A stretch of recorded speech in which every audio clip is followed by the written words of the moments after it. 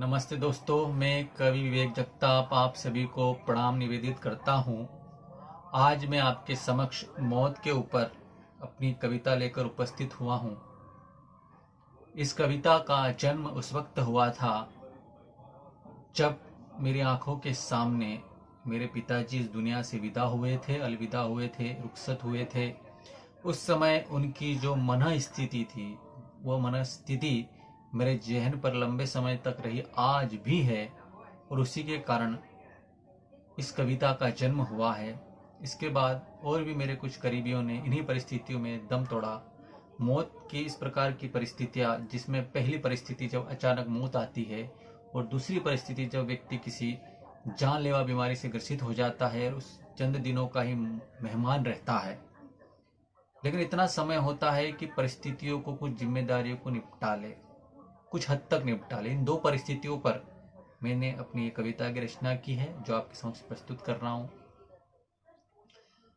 मौत तू रहस्य है, सदा सर्वदा सर्वत्र मौजूद एक आश्चर्य है। मौत तू रहस्य है, सदा सर्वदा सर्वत्र मौजूद एक आश्चर्य है।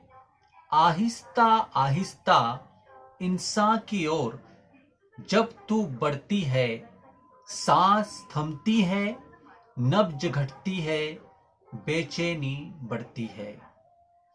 मौत से आलिंगन से पहले जिम्मेदारियों को निपटाने का एहसास जागता है, इसलिए इंसान मौत से भागता है। मौत से आलिंगन से पहले जिम्मेदारियों को निपटाने का एहसास जागता है, इसलिए इंसान मौत से भागता है।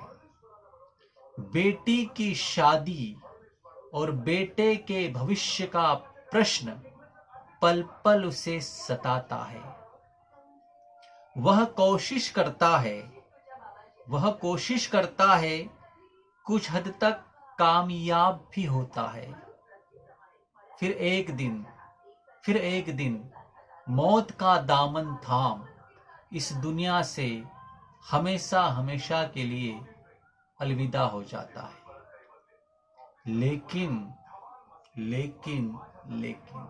लेकिन जब मौत शीघ्रता से अपने आगोश में लेती है, तब समय नहीं होता कुछ कहने का, कुछ सोचने का, कुछ करने का। सिर्फ एक लाचारी होती है, काश कुछ वक्त मिल जाता। बेटी का माथा तो चूम लेता, बेटे को सीने से लगा लेता, पत्नी के सिर पर हाथ तो रख देता, कुछ बात तो कर लेता। पता नहीं अब के बिछड़े, न जाने किस जन्म में मुलाकात होगी। पता नहीं अब के बिछड़े किस जन्म में मुलाकात होगी। काश कुछ वक्त मिल जाता, काश कुछ वक्त मिल जाता। धन्यवाद दोस्तों। उम्मीद करता हूँ मेरी यह कविता आपके हृदय को स्पर्श करने में कामयाब हुई होगी। मेरा सभी लोगों से निवेदन है कि जिंदगी के महत्व को समझें, मौत को मजाक न बनाएं। अभी जो देश में वर्तमान हालात में कोरोना नाम की भयंकर बीमारी चल रही है, उसमें सभी से निवेदन है कि अपने घर में रहे, सुरक्षित रहे। क्योंकि यदि आप सुरक्षित है तो आपका परिवार सुरक्षित है, आपके आसपास के लोग सुरक्षित है। ये दायित्व है स्वयं की सुरक्षा का तो है ही, साथ ही अपने आसपास के लोगों के, अपने लोगों के, इस देश के जन जन को सुरक्षित रखने का दायित्व भी है। इसलिए जीवन के महत्व को समझे, जीवन बहुत अनमोल है। इसलिए आप सबसे निवेदन है कि घर में रहे, सुरक्षित रहे।